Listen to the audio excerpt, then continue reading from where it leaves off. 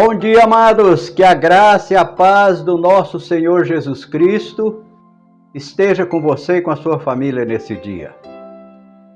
No último devocional eu comentei que o apóstolo Paulo sempre sonhou em conhecer a igreja de Roma, enquanto ele estava no auge do seu ministério, enquanto ele estava ainda realizando as suas viagens missionárias. E na segunda viagem missionária, a intenção do apóstolo Paulo era chegar até em Roma, mas ele não conseguiu concretizar esse sonho. Quando ele chegou na cidade de Corinto, ele conheceu ali um casal chamado Priscila e Áquila, e ele ficou ali evangelizando os irmãos de Corinto durante 1 ano e meio, morando na casa desse casal Áquila e Priscila. E ali, durante esse período que ele permaneceu em Corinto, ele começou a escrever uma carta aos queridos irmãos de Roma, para a igreja de Roma.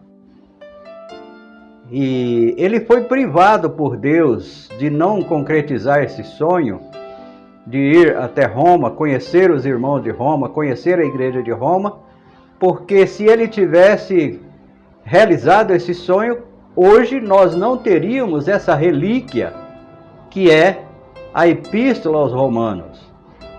Essa carta aos Romanos é uma carta que abençoou todos os cristãos de toda a época, inclusive é uma carta que nos abençoa hoje, é uma carta que tem edificado e abençoado a vida dos cristãos na atual conjuntura. Então o tempo de Deus não é o nosso tempo. E Deus tem o seu propósito por tudo que acontece na nossa vida.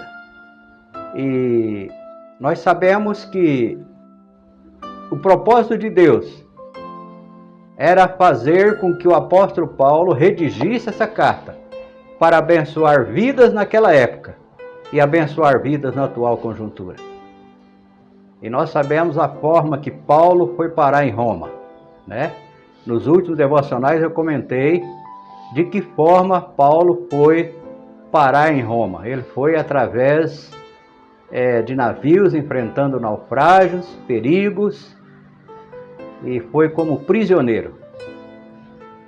Mas ele chegou em Roma, né? Mas ele infelizmente não chegou a conhecer a igreja de Roma, porque ele ficou preso numa prisão domiciliar.